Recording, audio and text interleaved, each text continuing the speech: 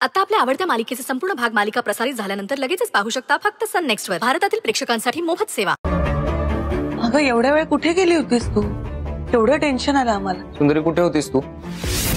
एवढा का वेळ लागला ग? म्हणजे सगळं ओके आहे ना? मला एक महत्त्वाचा निर्णय घ्यायचा होता, त्याच्यासाठी मला एकांत हवा होता म्हणून गेले होते. निर्णय? आपण उद्याच हे घर सोडतोय.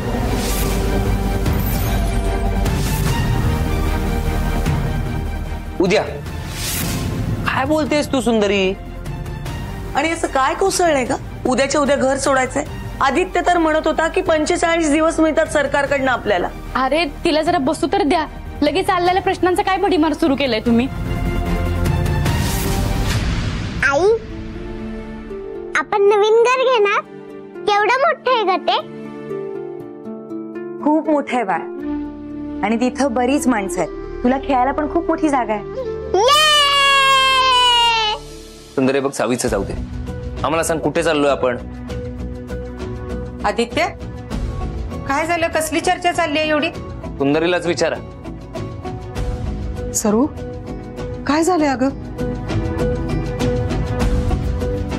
आजी, आईनी ना नवीन घर घेतलं. कुठं? कधी? आणि आम्हाला तर काही सांगितलं नाही. अगं सांगते नव्हती. आता आपल्या सगळ्यांचा विचार करूनच तिनं काहीतरी ठरवलं असेल ना, आणि आपल्या भल्यासाठीच ती विचार करणार.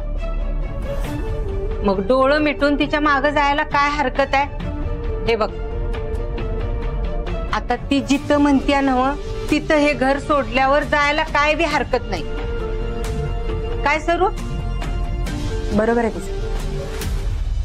सावी, तू आज जा आणि तुझी सगळी खेळणी वगैरे भर. आपल्याला लगेच निघायचंय. हो, जा तुझी पॅकिंग कर.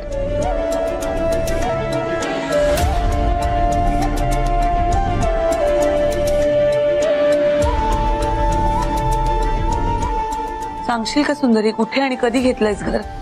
मी घर विकत घेतलेलं नाही आणि भाड्याने घेतलेलं नाही.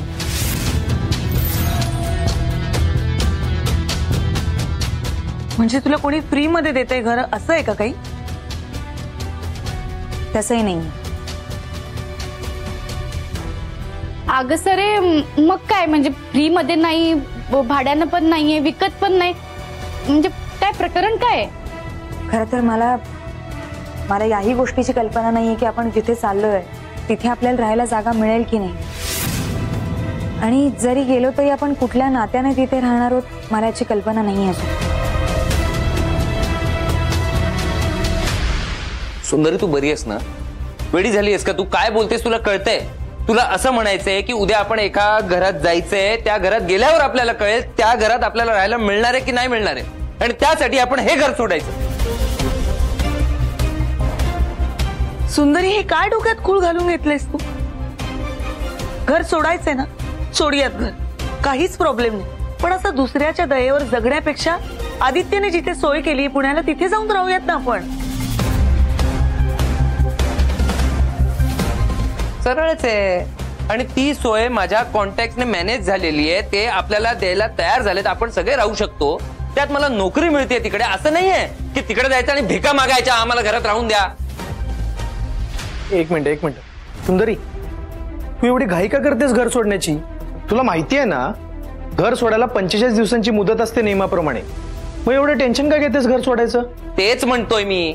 हे बघा, मला माहिती आपल्याकडे मुदत आहे, आपण इथे अजूनही राहू शकतो, पण जोवर मी एका पदावर होते, मी जोवर इथल्या लोकांची सेवा करत होते, तोवर मी या घरात राहणं ठीक होतं. म्हणजे आपण सगळ्यांनीच या घरात राहणं ठीक होतं. पण आता मी कुठल्याही पदावरती नाहीये, त्यामुळे मी म्हणते की आपण घर सोडूया. एक मिनिट.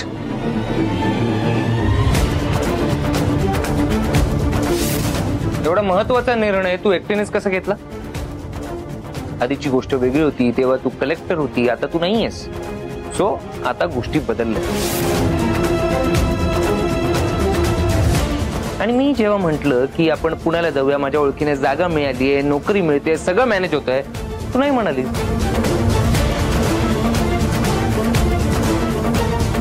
मग ठीक आहे, आता मलाही तुझा निर्णय मान्य नाही. तोपर्यंत आम्हाला कळत नाही की तू कुठे घेऊन चालली आहे, तिकडे कशी व्यवस्था आहे, तिकडे काय होणार आहे, कसं होणार आहे, तोपर्यंत मी, सावी आणि आई तिकडे येणार नाही. अरे पण आदित्य, आपण ओळखीच्या माणसाकडेच चाललोय आणि व्यवस्थेचं तिथे गेल्यानंतर बघू. आणि सिक्युरिटीचं काय? ती कशाला? ती कशाला?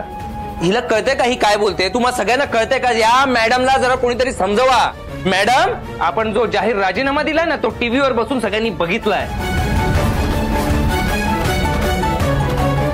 आपल्याला जो माज होता, जी अकड होती, कलेक्टर असण्याचा माज होता ना, तो त्या माझा पायी या शहरात आपण अनेक शत्रू निर्माण करून ठेवलेत आणि प्रत्येक जण वाट बघतोय कधी तुमच्यावर सूड उगवायला मिळतोय. आणि तुमच्यावर सूड उगवायचं म्हणजे या फॅमिली मधल्या प्रत्येक माणसावर सूड उगवायचा.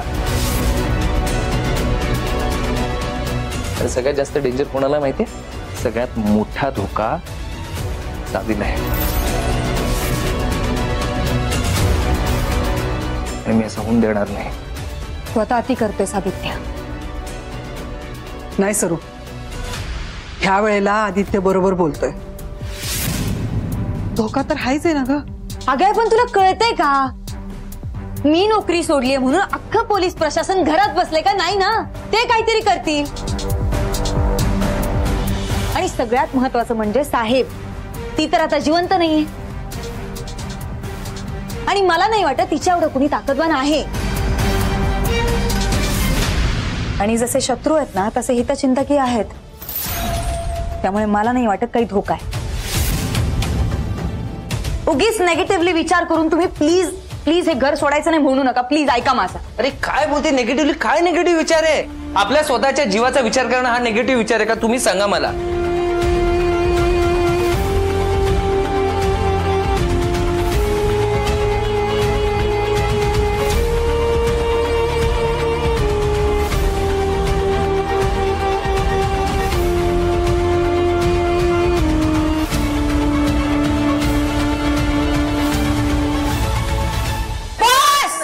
झालं आता. काय सगळे मूर्खासारखे भांडायला लागलाय? हा, आता मी काय सांगते आणि काय बोलते ते नीट ऐका. पण मामी ते चुप.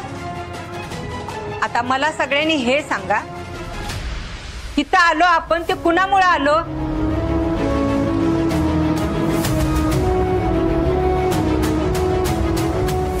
हा, इथं आल्यानंतर हे ऐश्वर्य सुख कुणामुळे भोगतोय? सरीमुळे नव्ह?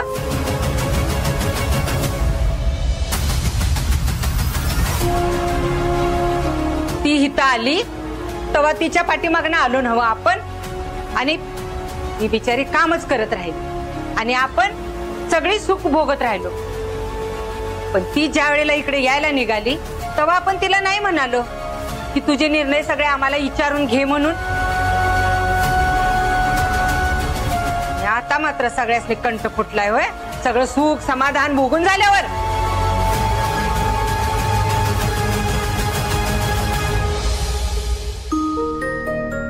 सरू, तुझ्या बरोबर कोणी नाही आलं तरी मी येईन,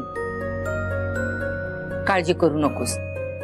अगं मी नुसतीच तुझ्या सुखाची सोबतीन नाही तर तुझ्या संकटात बी तुझ्या बरोबर आहे. नको काळजी करू. बरोबर बोलताय मामी तुम्ही. हा निर्णय घ्यायचा अधिकार फक्त सरूला आहे आणि आपण सगळ्यांनी तिच्यावरती विश्वास ठेवायला पाहिजे. वय सरे, आजी म्हणते ते बरोबर आहे. आम्ही तुझ्या बरोबर यायला तयार आहे.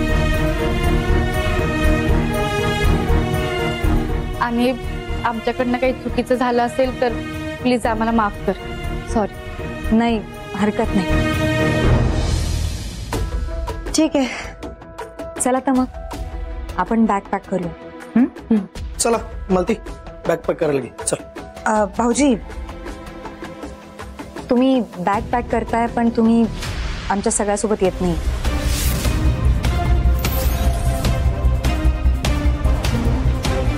अगं मग यांना काही वाऱ्यावर सोडणार आहेस का तू?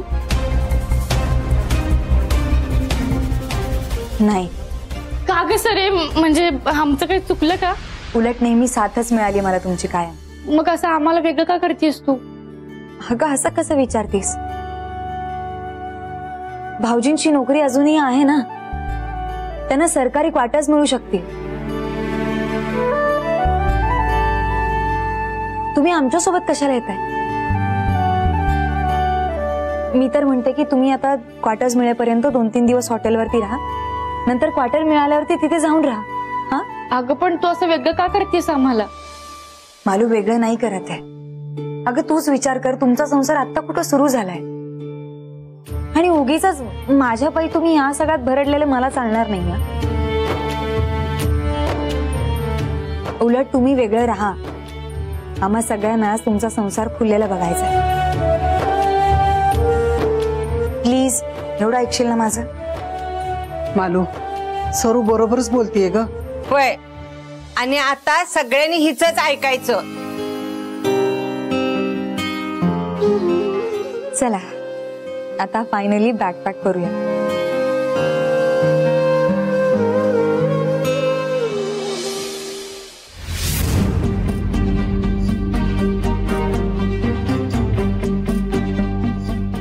सुंदरी,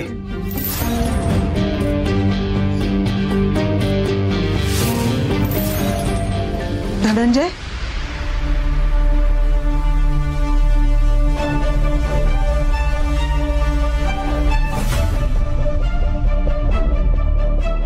बाई या ना. धनंजय ये ये ये बाळा, थांब तुला खुर्ची देते, बस. नको राहू दे. धनंजय बसा ना. तब्येत कशी आहे तुमची? बस मी पाणी आणते. नकोय मला, राहू द्या. कुठे जाते सुंदरी? इतका मोठा डिसिजन घेतला पण तुम्हाला एकदाही मला सांगावंसं वाटलं नाही? तुला चांगलंच माहिती, मी माझा प्रत्येक निर्णय माझ्या सतसत विवेकबुद्धीला स्मरून घेते आणि त्याच्याबद्दल कोणालाच माहित नव्हतं. मीच आता सांगितलंय. अच्छा, म्हणजे तुम्ही या सगळ्यांना सांगितलं आणि मी तुमच्या जवळच नाही, म्हणजे मी तुमचा कोणच नाही आहे, बरोबर ना? मग माझ्यासाठी तुम्ही आपली नोकरी का सोडलीत? का केला इतका मोठा सॅक्रिफाईस? तुमचा गैरसमज होता. गैरसमज? कसला गैरसमज होतोय माझा? की तुम्ही माझ्यासाठी सॅक्रिफाईस केलं हा गैरसमज? की तुमचं माझ्यावर प्रेम नाही हा गैरसमज?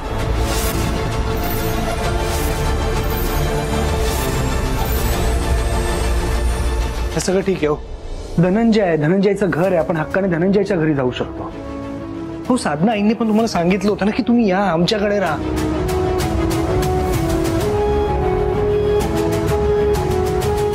हे बघा, ते सगळं काही नाही. तुम्ही माझ्या घरी राहायला येत आहे, दॅट्स फायनल. घरी सांगतोय.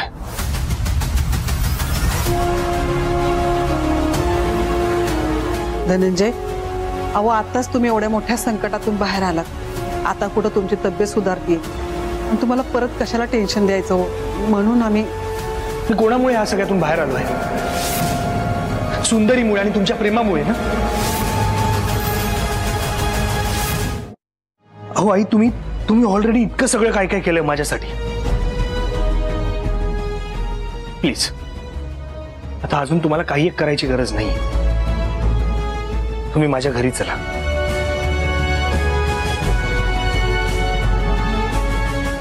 मी ऑलरेडी आता घरी सांगून ठेवलंय. तुम्ही प्लीज माझ्या घरी या. हो हो, चालेल चालेल चालेल. चल चला चला. ए सगळ्यांनी बॅग पॅक करा, आपण धनंजयच्या घरी जाऊया. अरे असं का बघतोय? बर, मला तुला एक विचारायचं होतं की काय समजतोस तू स्वतःला? आणि तू पण? हा, तुम्ही परस्पर काहीही निर्णय घ्यायला आम्ही तो फॉलो करायचा, पाळायचा. कशासाठी? काय गरज आहे? आणि तू एक गोष्ट नीट लक्षात ठेव, सुंदरी तुझी नाही, माझी बायको आहे, कळलं? मला तिचाही निर्णय पटला नाही आणि तुझाही नाही. मी माझ्या फॅमिलीला घेऊन सुंदरी सकट इकडनं पुण्याला जाणार आहे.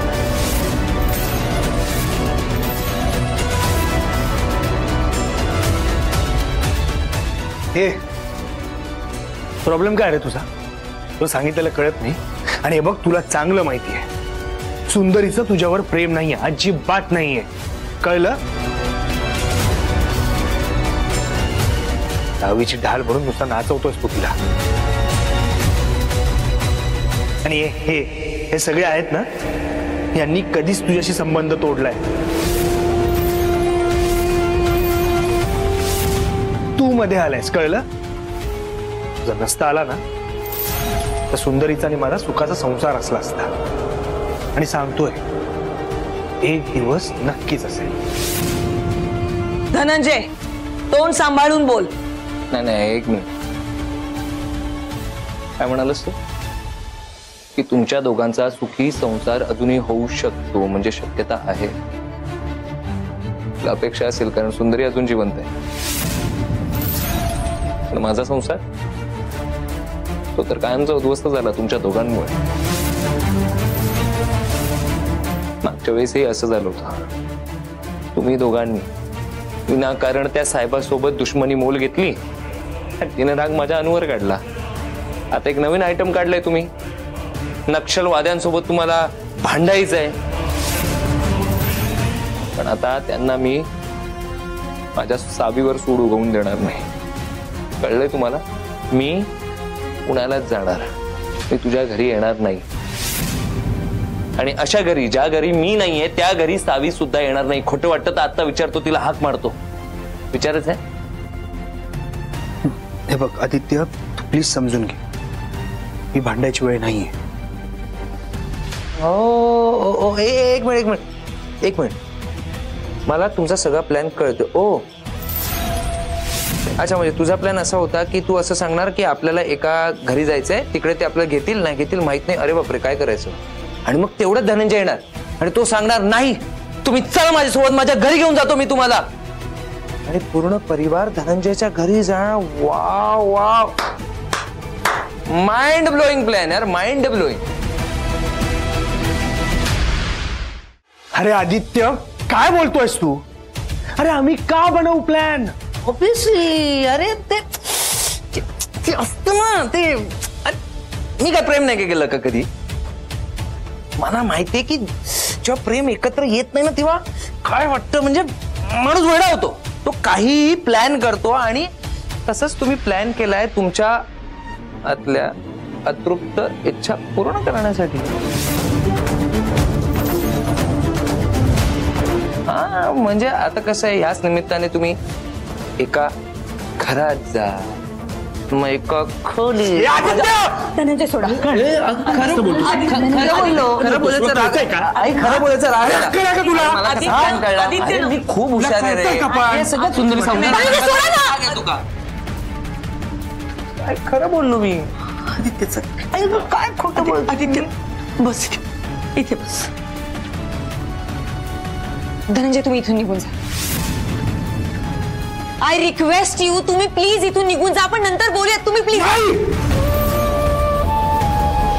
तुम्हाला जे काय बोलायचं ना ते आत्ता बोलायचं. दरवेळी नंतर बोलूया मला चालणार नाहीये. जे सांगायचंय, जे बोलायचंय ते आत्ता बोलायचं. मला नाही बोलायचं. कुठे जाताय तुम्ही? प्रत्येक वेळी तुम्ही असं पळून जाऊ शकत नाही. तुला जे काही उत्तर द्यायचं ते आत्ताच्या आत्ता द्यावं लागणार आहे. तुला आत्ताच्या आत्ता मला सांगावं लागणार आहे, तुझं माझ्यावर प्रेम आहे की नाही.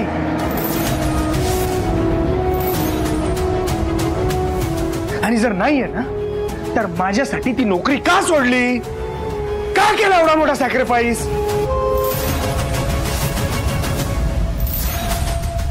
जेव्हा केव्हा माझा आरोह तुला आई म्हणून हाक मारतो तेव्हा का हो देतेस? सांग ना, का हो देतेस? नाही आहे माझं प्रेम.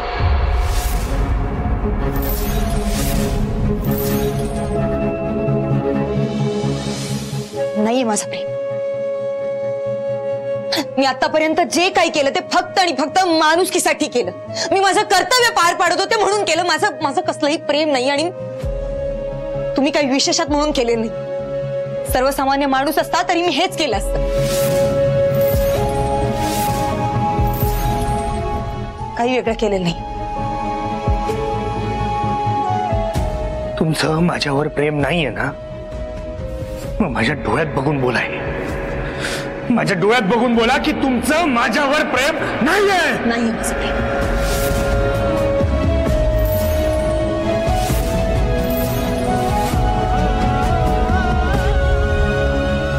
माझं तुमच्यावर प्रेम नाहीये.